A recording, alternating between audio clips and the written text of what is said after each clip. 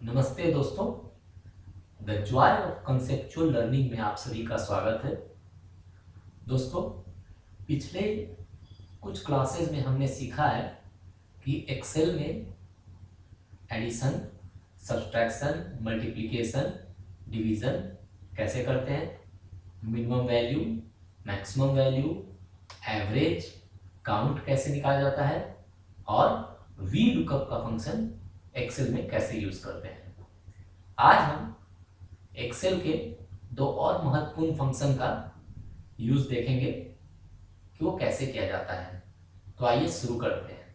इन दो फंक्शन में से सबसे पहला फंक्शन है कॉन्कैटिनेट।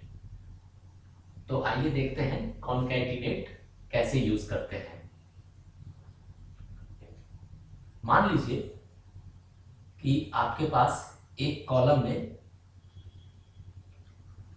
नेम है, दूसरा सरनेम है। कॉन्कैटिनेट का मतलब होता है कि दोनों जो अलग अलग सेपरेट डेटा है या सेपरेट टेक्स्ट है, मतलब टेक्स्ट मीन्स कि दो अलग अलग जो कैरेक्टर्स हैं, अल्फाबेट्स, उन सबको कंबाइंड कर देना, तो उसको हम कॉन्कैटिनेट के थ्रू यूज करते हैं। तो देखते हैं इस एग्जांपल में कॉन्कैटिनेट कैसे यूज होगा। मान लीजिए किसी पर्सन का नाम है, से सपोज एक्स, और सरनेम है उसका मान लीजिए कि कुमार। दूसरे पर्सन का से सपोज वाई और ये है सिन्हा। तीसरे पर्सन का जेड, उसका है, आप मान लीजिए कि श्रीवास्तव। चौथे पर्सन का मान लीजिए ए गुप्ता। ये कुछ एग्जांपल्स हैं। अब हम देखते हैं कॉन्कैटिनेट फंक्शन कैसे यूज किया जाता है। तो कॉन्कैटिनेट फंक्शन क्या करेगा, इन दोनों नेम को कंबाइंड कर देगा, मींस एक्स कुमार हो जाएगा। उसी तरह से इस केस में वाई सिन्हा हो जाएगा, इस केस में जेड श्रीवास्तव हो जाएगा और इस केस में ए गुप्ता हो जाएगा। तो आइए देखते हैं ये कैसे होगा। सबसे पहले एक्सेल में इक्वल टू, कोई भी मैथमेटिकल फंक्शन यूज करने से पहले हमेशा इक्वल टू होगा एक्सेल में। अब आप टाइप कीजिए कॉन्कैटिनेट।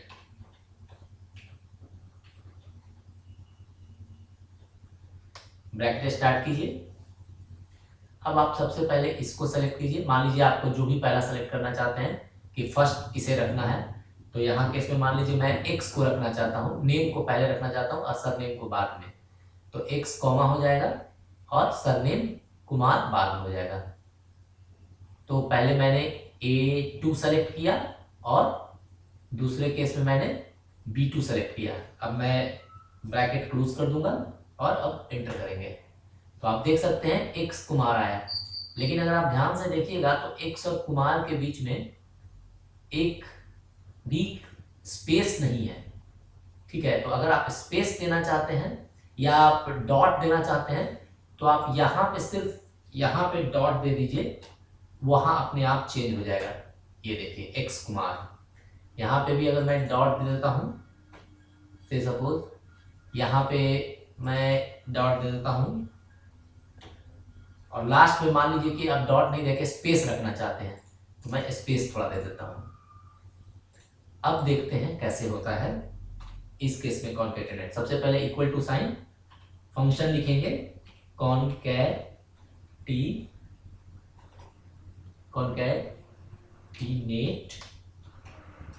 ब्रैकेट स्टार्ट करेंगे शिफ्ट बटन की सहायता से माउस, और ब्रैकेट स्टार्ट करेंगे। सबसे पहले पहला फंक्शन ये लेंगे जो सेल है, और दूसरा ये सेल लेंगे और उसके बाद शिफ्ट बट की सहायता से कीबोर्ड में ब्रैकेट से क्लोज कर देंगे, एंटर दबाइए। ये देखिए आपका वाई सिन्हा आ गया। उसी तरह से अगर तीसरे एग्जांपल में देखेंगे, फिर से इक्वल टू साइन स्टार्ट करेंगे। अब हम लिखेंगे कॉन्कैटिनेट, ब्रैकेट स्टार्ट करेंगे अब हम सबसे पहले Z को सेलेक्ट करेंगे, माउस के लेफ्ट क्लिक की मदद से Z को सेलेक्ट कीजिए, फिर कॉमा दीजिए, फिर B4 मीन्स माउस के लेफ्ट क्लिक से इस जगह को माउस को पॉइंट आउट कीजिए और इस पे क्लिक कीजिए। अब इस ब्रैकेट को क्लोज कर दीजिए, अब एंटर कीजिए। ये देखिए आपका Z श्रीवास्तव हो गया। और अगर मान लीजिए इसको करना है, फिर उसी तरह से कॉन्कैटिनेट, फिर ब्रैकेट स्टार्ट करेंगे शिफ्ट की मदद से। अब सबसे पहला ये सेलेक्ट करना है, माउस के पॉइंटर को यहाँ पे ले जाइए, लेफ्ट क्लिक कीजिए, फिर कॉमा दीजिए, फिर अब दूसरे सेल में आइए, यहाँ पे भी माउस को लेके पॉइंटर को ले जाइए और लेफ्ट क्लिक कीजिए। अब शिफ्ट और ब्रैकेट की के थ्रू क्लोज कर दीजिए। अब आप एंटर कीजिए, देखिए आपका स्पेस आ गया ना, क्योंकि यहाँ पे स्पेस है, 20 सेल में यहाँ पे स्पेस हमने दिया था इस जगह पे। अगर ये स्पेस कम हो जाएगा तो ये अपने आप मर्ज हो जाएगा। ये देखिए, अगर आप दोनों के बीच में स्पेस देना चाहते हैं तो आप इतना जितना स्पेस दीजिएगा वहां पे उतना ही रिफ्लेक्शन दिखेगा। तो ये है कॉन्कैटिनेट का फंक्शन, कि जिससे कि बहुत आसानी से आप दो सेपरेट नंबर्स ये डेटा को आप कंबाइन कर सकते हैं। तो इसको कॉन्कैटिनेट फंक्शन से किया जा सकता है बहुत ही आसानी से। तो दोस्तों आशा करता हूं कि आपको कॉन्कैटिनेट फंक्शन समझ में आ गया होगा। अगर आपको फिर भी कॉन्कैटिनेट फंक्शन से कोई डाउट है तो आप हमसे बिल्कुल कमेंट सेक्शन में पूछ सकते हैं, मैं आपकी क्वेरी को जरूर रिजॉल्व करूंगा। इसी तरह से एक और एग्जांपल देखते हैं। से सपोज यहाँ पे मान लीजिए मिस्टर लिखा हुआ है, मिस्टर, और यहाँ पे लिखा हुआ है एक्स कुमार। तो हम यहाँ पर कॉन्कैटिनेट लगाना चाहते हैं तो आप इक्वल टू साइन क्लिक कीजिए, कॉन्कैटिनेट कीबोर्ड की मदद से टाइप कीजिए, ब्रैकेट को स्टार्ट कीजिए, माउस के पॉइंटर को इस जगह पे लेते हुए लेफ्ट क्लिक कीजिए, ये अपने आप सेलेक्ट हो जाएगा। फिर एक ब्रैकेट दीजिए और इस सेल को सेलेक्ट कीजिए, क्योंकि पहले मुझे ये रखना है ए सेल, उसके बाद बी, मीन्स पहले नेम दूसरा सरनेम। अब ब्रैकेट से क्लोज कीजिए, ये देखिए आ गया मिस्टर एक्स कुमार। तो आशा करता हूं दोस्तों कि आपको कॉन्कैटिनेट फंक्शन समझ में आ गया होगा पूरी तरह से। अब हम बढ़ते हैं एक दूसरे फंक्शन की तरफ, जिसको हम कहते हैं काउंट इफ फंक्शन। मीन्स कि सपोज कीजिए कि आपके पास एक एग्जाम में जो है सो 100 कैंडिडेट्स ने मान लीजिए कि डिफरेंट मार्क्स लाए, तो उस केस में अगर हमको पता करना है कि 30 से ज़्यादा कितने कैंडिडेट से मार्क्स लाए, 40 स्कोर से ज़्यादा कितने कैंडिडेट से मार्क्स लाए, तो वो हम बिल्कुल आसानी से काउंट इफ से कर सकते हैं। इस एग्जाम्पल को समझने के लिए मैं एक बहुत छोटे स्केल पे आपको यहाँ पे एक समझाना चाहूँगा। मान लीजिए कि किसी एग्जाम में ये 4 स्टूडेंट अपीयर हुए हैं, स्टूडेंट ए, बी, सी, डी, और मान लीजिए कि स्टूडेंट का स्कोर जो है या मार्क्स उन्होंने जो ऑब्टेन किया है, पहले स्टूडेंट ने 30 किया है, दूसरे स्टूडेंट ने 40 किया है, तीसरे स्टूडेंट ने 70 किया है और चौथे स्टूडेंट ने 90 किया है आउट ऑफ 100। तो अब अगर हमसे पूछा जाए कि आप बताइए कि इस सेट ऑफ डेटा में, मीन्स कि इस एग्जाम जो इतने स्टूडेंट ने दिया है उसमें कितने स्टूडेंट का स्कोर 90 से नीचे है, तो हम यहाँ पे आपको समझाने के सबसे पहले टेबल बना लेते हैं स्मॉल सा, कि स्कोर लेस देन 90। ठीक है, तो कितने स्टूडेंट्स का है, तो हम यहाँ पे फंक्शन यूज करेंगे सबसे पहले equal to count if. Count if का मतलब है काउंट कीजिए, लेकिन शर्त के साथ करना है, मीन्स कंडीशन है, और वो कंडीशन क्या है कि स्कोर 90 से नीचे होना चाहिए। तो सबसे पहले हम उस सेल को सेलेक्ट कर लेंगे और इस सेल को सेलेक्ट करते हुए पूरा full set of data cover करेंगे। तो ये सेट ऑफ डेटा है जो किसी एग्जाम का स्कोर है डिफरेंट स्टूडेंट्स का, अब इसके बाद हम कॉमा लगाएंगे, उसके बाद फिर इन्वर्टेड कॉमा से स्टार्ट करेंगे और इन्वर्टेड कॉमा आपको इंटर के जस्ट लेफ्ट साइड में आपको दिखेगा और उसे आप शिफ्ट की मदद से शिफ्ट और वो बटन दबाएंगे, इंटर के बगल वाला बटन जो उसमें इन्वर्टेड कॉमा का सिंबल है तो वो आपका आ जाएगा। तो इन्वर्टेड कॉमा स्टार्ट करेंगे। अब हम लिखेंगे less than sign, less than और कितना है मेरा कंडीशन 90, फिर इन्वर्टेड कॉमा स्टार्ट करेंगे और आपका ये कंडीशन बन गया कि कितने स्टूडेंट इस सेट ऑफ डेटा में हैं जो 90 से कम मार्क्स ला रहे हैं। उसके बाद अब हम इसको क्लोज कर देंगे। तो फॉर्मूला एक बार फिर समझ लीजिए, इक्वल टू एक्सेल का बेसिक फंक्शन है, हमेशा इक्वल टू हर मैथमेटिकल फंक्शन के साथ यूज होता है। काउंट इफ लिखेंगे, काउंट कीजिए इस सेट में काउंट कीजिए, लेकिन इफ मींस कंडीशन के साथ कीजिए। अब उसके बाद ब्रैकेट स्टार्ट कीजिए। तो काउंट किसमें करना है, इस सेट ऑफ डेटा में हमें काउंट करना है। सो ये सेट ऑफ डेटा ले लिया हमने। अब इस सेट ऑफ डेटा में क्या कंडीशन लगाना है, तो कंडीशन लगाना है लेस देन 90। तो ये लेस देन 90 का मैंने कंडीशन लगाया, लेकिन उससे पहले कॉमा, स्मॉल कॉमा जरूर लगाइएगा, उसके बाद इन्वर्टेड कॉमा लगाइएगा, तभी ये फॉर्मूला वर्क करेगा। अब आप एंटर कर दीजिए तो आंसर आ गया 3। तो जैसा आप देख सकते हैं ये 90 से नीचे 70 है, ये 40 है और ये 30 है।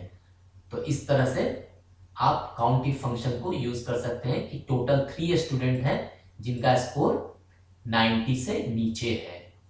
ये हैं 3 स्टूडेंट जिनका स्कोर 90 से नीचे है। अब अगर मान लीजिए आपसे पूछा जाए कि कितने स्टूडेंट हैं जिनका स्कोर या मार्क्स जो ऑब्टेन्ड है वो 40 से ऊपर है, तो ग्रेटर देन 40। तो इसमें भी वही कॉन्सेप्ट लगेगा जैसा हमने पिछले कॉन्सेप्ट लगाया था। सबसे पहले इक्वल टू साइन, एक्सेल का बेसिक फंक्शन, उसके बाद हम काउंट इफ लिखेंगे। काउंट हमने करना है उस सेट से, लेकिन कंडीशन के साथ इफ। अब उसके बाद हमें इस सेट ऑफ डेटा को सेलेक्ट करना है। माउस के लेफ्ट क्लिक को क्लिक कीजिए इस जगह पे और ड्रैग कीजिए, नीचे की ओर खींचिए माउस को। अब उसके बाद हम कॉमा लगाएंगे, फिर उसके बाद स्मॉल ब्रैकेट स्टार्ट करेंगे इन्वर्टेड कॉमा से, और फिर आप इसका जो कंडीशंस है अब वो फिट करेंगे। तो कंडीशन क्या फिट होगा, this time it is greater than 40, 40 लिख देंगे, उसके बाद ब्रैकेट को क्लोज कर देंगे। तो आप देखिए आपका 2 स्टूडेंट ऐसे हैं जिनका स्कोर जो है 40 से ऊपर है। अब अगर हमको ये काउंट करना है कि कितने स्टूडेंट हैं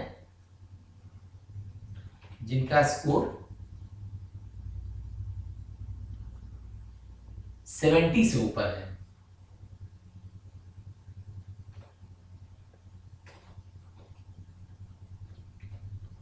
तो आइए देखते हैं 70 से ऊपर। Again equal to sign, count if, bracket start, given set of data हमें हमेशा सेलेक्ट कर लेना है, कॉमा देंगे, इन्वर्टेड कॉमा स्टार्ट करेंगे और हम कंडीशन डालेंगे ग्रेटर देन 70 और ये ब्रैकेट को क्लोज कर देंगे, एंटर करेंगे। देख सकते हैं सिर्फ एक ही है स्टूडेंट जिनका स्कोर 70 से ऊपर है और वो स्टूडेंट है डी, उन्होंने 90 स्कोर लाया हुआ है। अब अगर हमें ये सेलेक्ट करना है कि कितने स्टूडेंट हैं जिनका स्कोर एग्जैक्टली 70 है, तो वो भी फंक्शन हम लोग बिल्कुल आराम से कर सकते हैं, स्कोर जो कि 70 है। तो इसके लिए हम वही फॉर्मूला लगाएंगे, equal to count if start करेंगे और उसके बाद given set of data select कर लेंगे, उसके बाद यहाँ कॉमा लगा देंगे, inverted comma start, equal to sign हम करेंगे क्योंकि 70 के बराबर है, तो 70 के लिए इक्वल टू 70 करेंगे, ब्रैकेट को क्लोज करेंगे, इन्वर्टेड कॉमा डालने के बाद अब देखिए सिर्फ एक है, एक स्टूडेंट ऐसा है जिसका एग्जैक्ट स्कोर 70 है, वो सी है। इस तरह से फ्रेंड्स हम काउंट इफ फंक्शन यूज करते हैं। आपका डेटा कितना भी बड़ा हो, 100 स्टूडेंट हो, 1000 स्टूडेंट हो, 1 लाख स्टूडेंट हो, कितना भी हो, कितना भी वेरिएबल मार्क्स हो, आप अगर ये बेसिक कॉन्सेप्ट देखेंगे तो आपको बिल्कुल ही आसानी से काउंट इफ फंक्शन को यूज करके डेटा का एनालिसिस कर सकते हैं। तो फ्रेंड्स, मैं आशा करता हूं कि आपको जो है सो काउंट इफ फंक्शन और कॉनकैटिनेट फंक्शन समझ में आ गया होगा। अगर फिर भी कोई डाउट है तो आप बिल्कुल ही हमसे कमेंट सेक्शन में पूछ सकते हैं। तब तक के लिए आप सभी का बहुत बहुत धन्यवाद। आप अपना आप को स्वस्थ रखें, खुश रहिए और हमेशा दूसरों को नॉलेज बांटते रहिए। इसी के साथ अगले वीडियो में फिर एक नए टॉपिक के साथ मिलते हैं। तब तक के लिए बाय बाय, टेक केयर।